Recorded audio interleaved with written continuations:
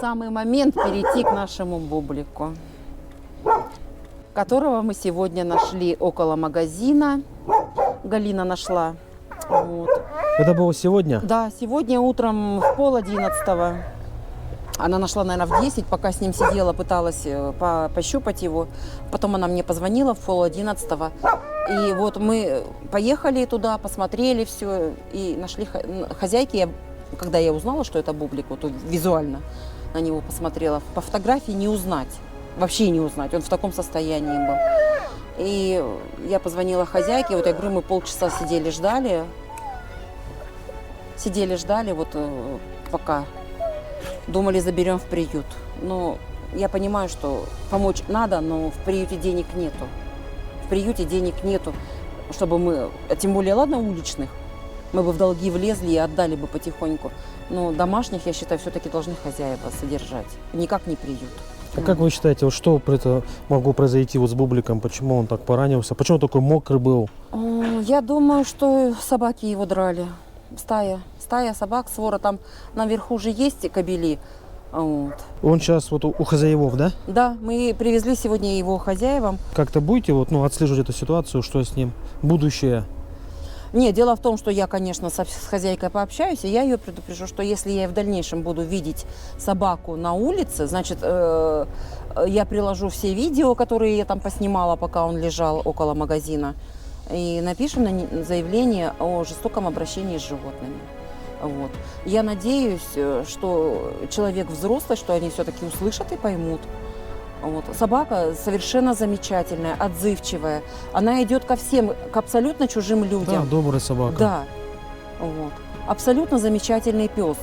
Почему люди жалуются, что его бьют в семье, почему люди видят его постоянно на рынке, при том, что хозяйка позиционирует себя как ответственной хозяйкой.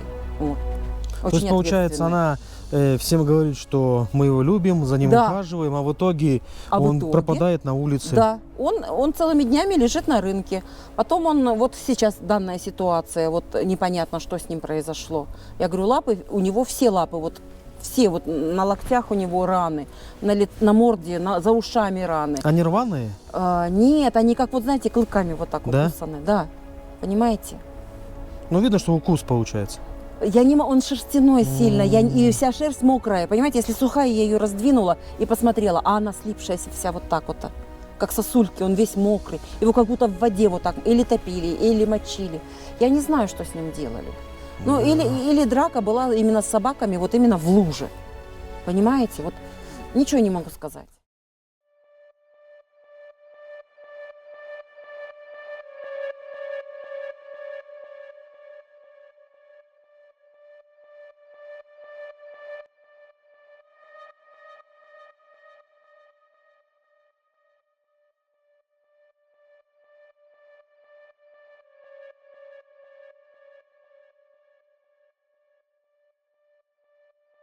Так, собака без ошейника, домашняя, хозяйка Марина Хайдерс.